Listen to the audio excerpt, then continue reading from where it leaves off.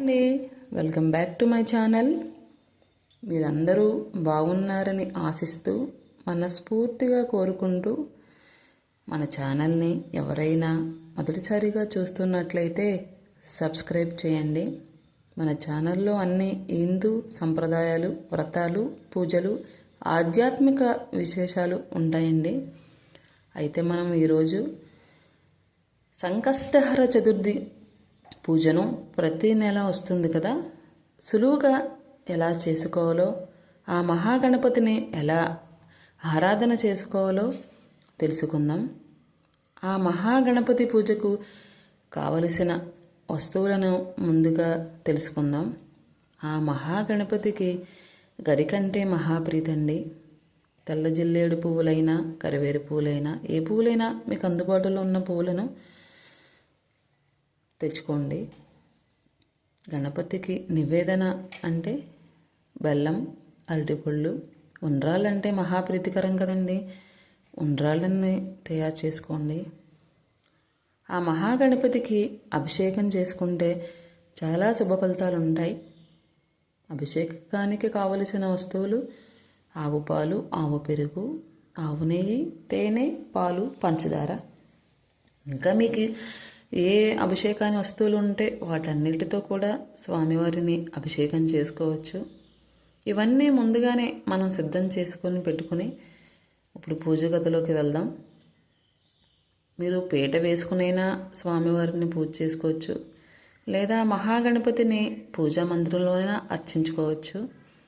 ముందుగా గణపతి ఫోటోని పెట్టుకుని పీట వేసుకుని పసుపు రాసుకుని బొట్టు పెట్టుకుని ఆ మహాగణపతి ఫోటోని పెట్టుకొని మనం రోజు పూజ చేసుకునే చిన్న వినాయక విగ్రహం ఉంటుంది కదండి మన దగ్గర, వెండిదైనా ఇత్తడిదైనా ఏదైనా పర్వాలేదు.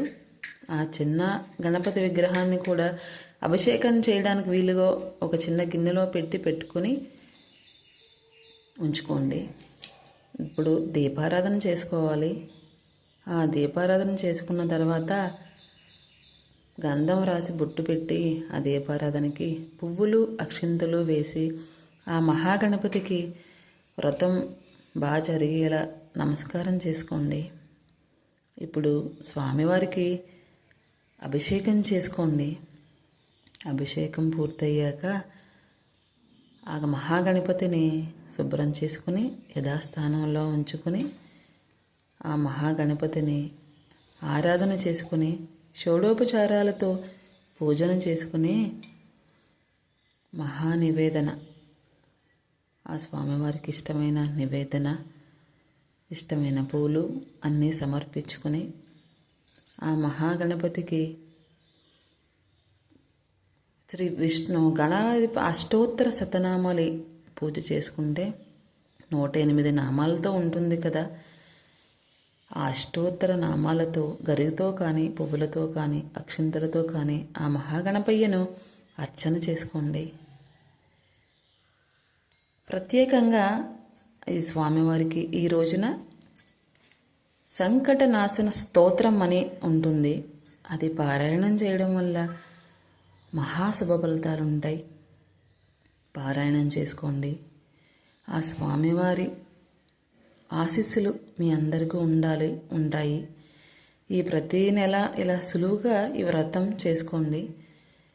ఇది మొక్కుకుని చేసుకుంటారు, దీక్షగా చేసుకుంటారు. ఆ వ్రత విధానం అది చాలా నియమనిష్టలతో, చాలా పద్ధతి అనేది ఇంకోలా ఉంటుంది. దాని గురించి మనం మరో వీడియోలో తెలుసుకుందాం.